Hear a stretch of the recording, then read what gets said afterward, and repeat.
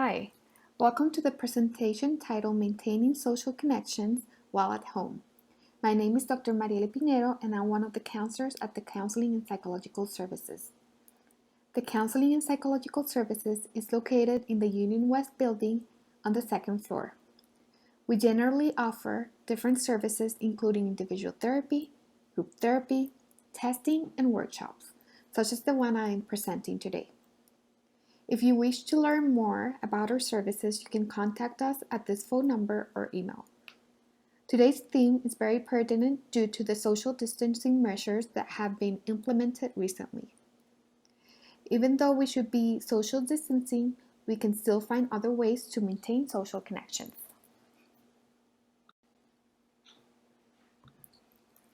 The objectives for the presentation are the following.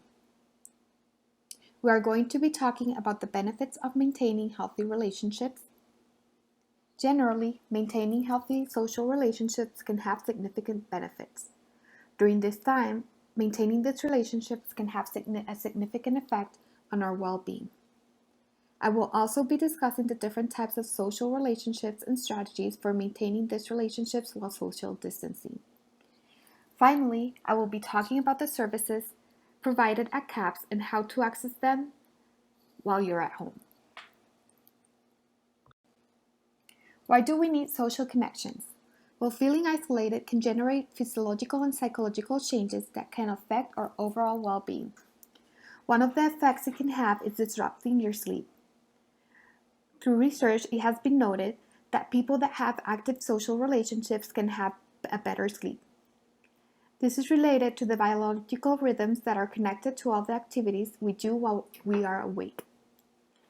Feeling isolated can also increase depressive symptoms such as sadness, poor self-concept, feeling more irritable, feeling more hopeless, among others. Feeling isolated is also related to an increase of anxiety symptoms such as restlessness, lack of concentration, and agitation. Isolation is related to an increase on cortisol levels, which is related to higher levels of stress and anxiety.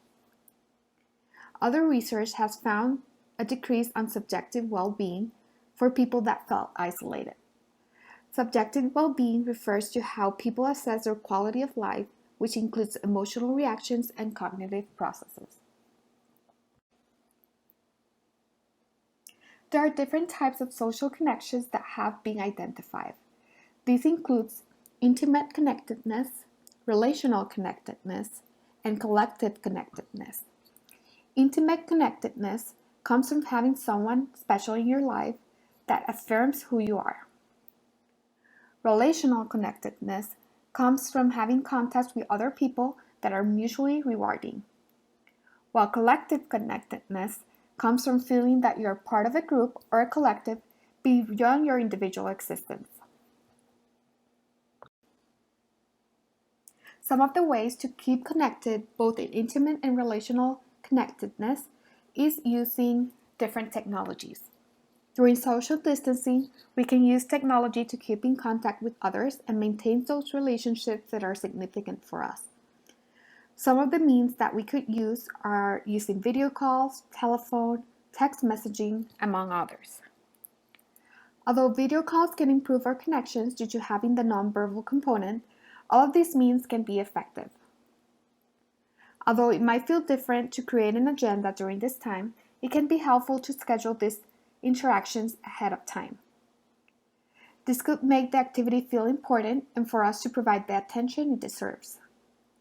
This can also help you feel motivated throughout the day, knowing that you're going to connect with other people. It can be fun to include activities such as watching movies together or having a virtual game night.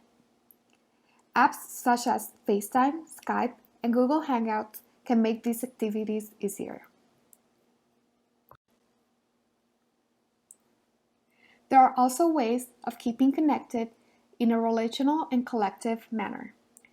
Maintaining social connections with a group or collective can also generate emotional satisfaction. Some of the ways of staying connected with the community is by searching groups or chats in the community that you're already part of. For example, many communities have a Facebook group or use specific apps in order to stay connected. Some of these groups have generated activities to do as a community, such as drawing competitions, sharing recipes, or decorating your homes with a specific theme. If there is a particular activity that interests you and has not been created, you can participate actively by creating an activity that you enjoy and sharing it with others. Communities can be created in different spaces, such as your home, but also school and work. It can be important to stay connected with your classmates or peers from work. This increases your sense of belonging, but it also helps to know that you know other people that relate or are having similar experiences. There are also other ways to keep connected with the collective.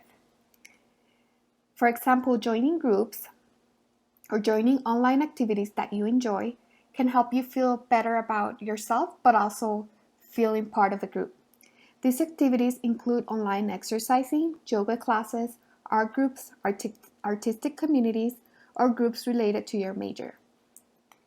As observed before, maintaining different types of social connections can generate a different sense of satisfaction. For example, intimate connections can generate a sense of togetherness and support, while collective connections can generate a sense of belonging.